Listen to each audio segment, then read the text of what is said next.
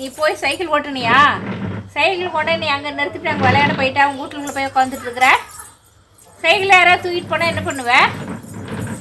என்ன என்கிட்ட சொன்னது ஒன்று நீ செய்கிறது ஒன்றா செஞ்சிட்ருக்கிற. தப்பு தப்பாக பண்ணிகிட்ருக்கிற. நீ இதெல்லாம் சரி கிடையாது, பார்த்துக்கோ.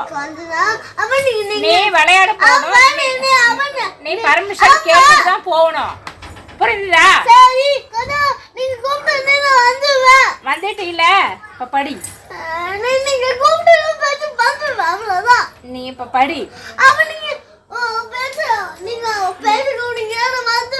நீ படிச்சு முடிச்சுட்டு அப்புறம் போயிடலாம். கையை விடு, எனக்கு கையை பொண்ணு, கையை விடு.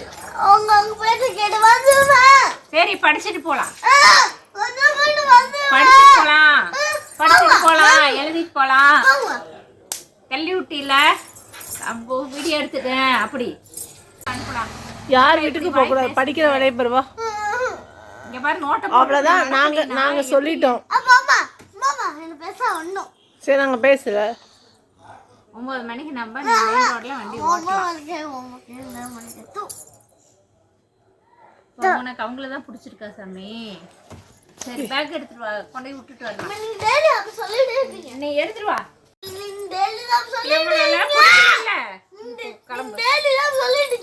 ஆமா சொன்ன வயசு கேட்கலீனா பேக் எடு, ஹாஸ்டல் போலாம்.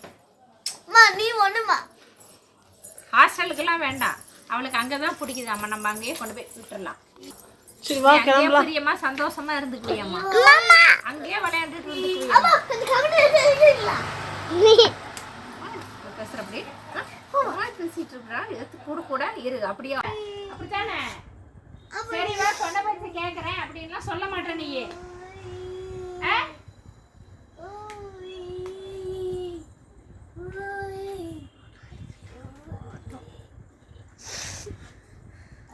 இரு, ஹாஸ்டலுக்கு அந்த பிறகு தான் அம்மா சொன்ன பேச்சு எதுவுமே கேட்க மாட்டேங்கிற. ஹோம்ஒர்க் யார் எடுத்து பாப்பா? ஹாஸ்டல்ல விடாதுன்னா அங்க கேட்பாங்க மிஸ், எதுக்கு அந்த பிள்ளைய ஹாஸ்டல்ல விடுறீங்க அப்படின்ட்டு. அப்போ வந்து நாங்க சொல்லணும்ல, இந்த பேச்சு இந்த பிள்ளை எங்க வீட்டுல சொன்ன பேச்சு கேட்க மாட்டேங்குது, வீட்டுல இருன்னா இருக்க மாட்டேங்குது, சைக்கிள் ஓட்டுறேன்னு சொல்லிட்டு இன்னொருத்தர் வீட்டுல போய் உக்காந்துக்குது, இதனாலதான் நாங்க ஹாஸ்டல்ல விடுறோம் அப்படின்னு சொல்லுவோம். அதுக்குதான்.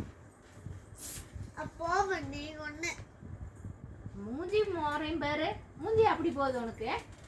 ஏய் அடிக்காதடா, குத்திருவா. அவ்வளவுதான், மூக்குக்கு பல்லாம் உடச்சு விட்டுருவா அக்கா. ஏய் வா ஹோம்ஒர்க் பண்ணலாம்.